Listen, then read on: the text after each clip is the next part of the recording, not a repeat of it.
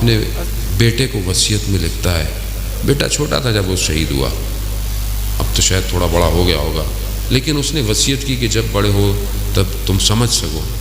تو ایک جملہ اس نے بڑا زبردست ہے اس کے اندر، کہتا ہے کہ بیٹا اپنے آپ کو اس قابل کرنا کہ خدا تمہارا خریدار ہو جائے، خدا تمہیں خرید لے. یعنی انسان اپنے آپ کو اس قابل کر دے کہ خدا بولے کہ ہاں یہ مجھے چاہیے، یہ میرے راستے کا ہے. اب جب خدا لے لے، اب پھر کچھ بھی آپ کو نہ بھی ملے تو کوئی فرق نہیں پڑتا کہ سب کچھ خدا کا ہے. دنیا خدا کی، آخرت خدا کی، کائنات خدا کی ہے. تو پہچانے اللہ کے ولی کو کہ وہ بھی خدا کا نمائندہ ہے. جو اس کی طرف جائے گا دنیا اسے کچھ نہیں کر سکتی.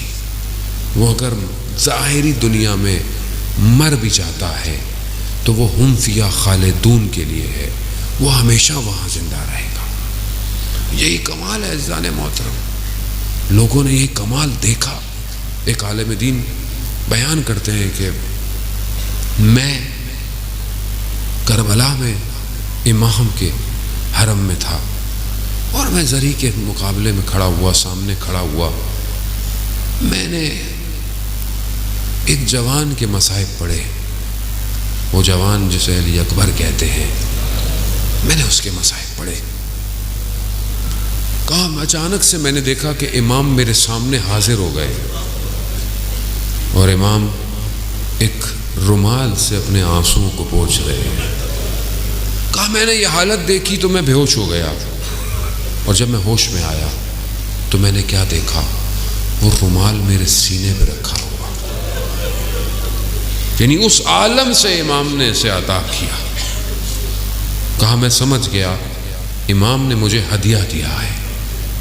کہا میں وہ رومال لے کے گھر گیا، جہاں آیا تھا میں نے اس کے ٹکڑے ٹکڑے کر کے لوگوں میں بانٹے تبرکاً، اور ایک حصہ اپنے لیے رکھا اور اپنی زوجہ سے کہا کہ دیکھو اگر میں مر جاؤں تو اس کو میری قبر میں میری گردن کے ساتھ رکھ دینا، اور اگر تم مجھ سے پہلے چلی جاؤ تو یہ تمہیں میں دے دوں گا. کہا زندگی نے ساتھ نہ دیا، میری زوجہ کا انتقال ہو گیا تو وہ رومال میں نے اس کے حصے کو اپنی بیگم کی گردن پہ باندھ دیا. کہا میں نے خواب میں دیکھا اپنی زوجہ کو کہ وہ آ رہی ہے اور اس کی گردن سے نور نکل رہا ہے. جب وہ قریب پہنچی تو میں نے کہا یہ نور کیسا ہے؟ کہا یہ اس رومال کا نور ہے جو تم نے میری گردن پہ باندھی.